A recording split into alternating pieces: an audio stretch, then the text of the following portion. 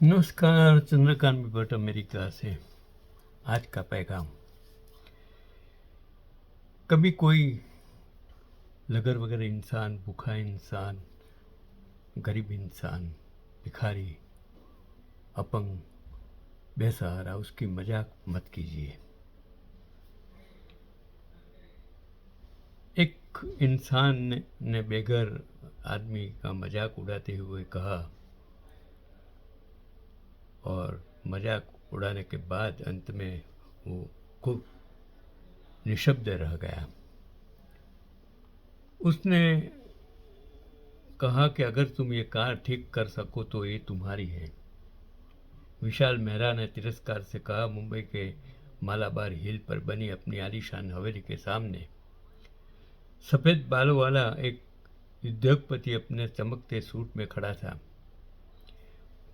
बाहें बांधे हुए होठों पर व्यंग की मुस्कान के साथ उसके सामने एक दुबला पतला आदमी रघु शर्मा, फटी जैकेट और घिसे हुए चप्पल पहने, उस पुराने लेकिन शानदार रोल्स रॉयस सिल्वर क्लाउड को देख रहा था जो हवेली के सामने खड़ी थी, पर अब चलने से इनकार कर चुकी थी। वो कार बिगड़ गई थी।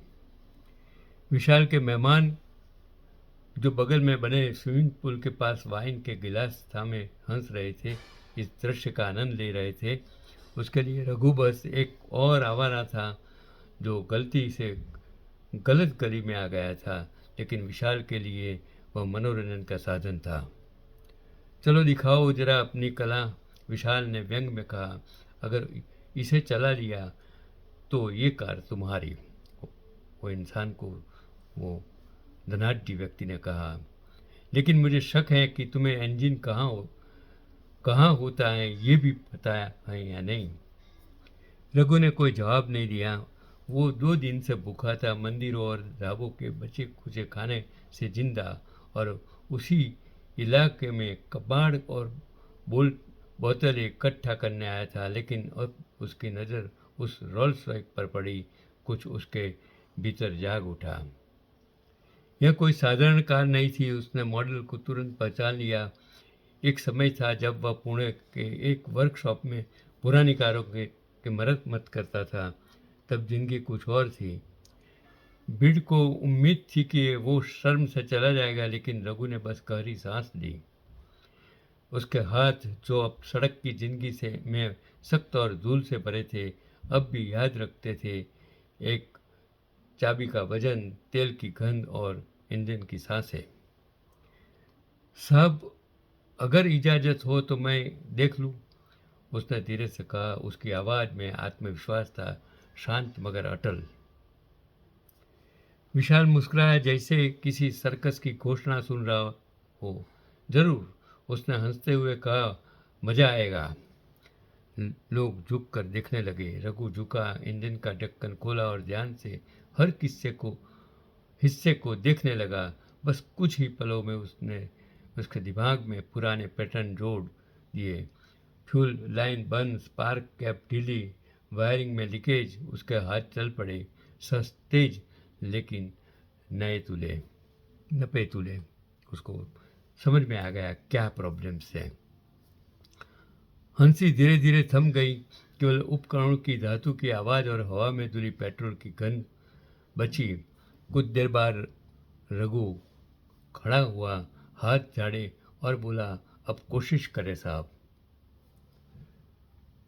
विशाल ने भौहें उठाई, ड्राइवर सीट पर बैठा और चाबी घुमाई। इंजन गरजा, जिंदा हो उठा।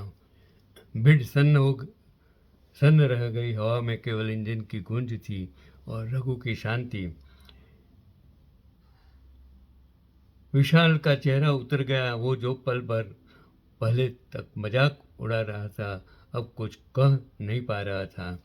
रघु ने बस इस हल्की मुस्कान दी और उसने कहा, आपने कहा था अगर मैं इसे ठीक कर दूं तो ये कार मेरी हो जाएगी।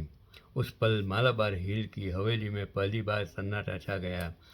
ऐसा सन्नाटा जिसमें एक बेघर आदमी की गरिमा एक अरबपति के अहंकार से कहीं ज़्यादा चमक रही थी। बाकी आप पर अहंकार कैसा होता है इंसान का। आज सत्ता में बैठे लोग अमेरिका और इंडिया में अपने आप को महान समझते हैं, और एक इंसान, एक छोटा सा 34 साल का इंसान, मुस्लिम, गुजराती, उसने इस अहंकार को चकनाचूर कर दिया। कभी कोई गरीब को, उसको परिस्थिति के लिए मजाक मत उड़ाइए। यही आज का पैगाम है। चंद्रकांत भट्ट, अमेरिका।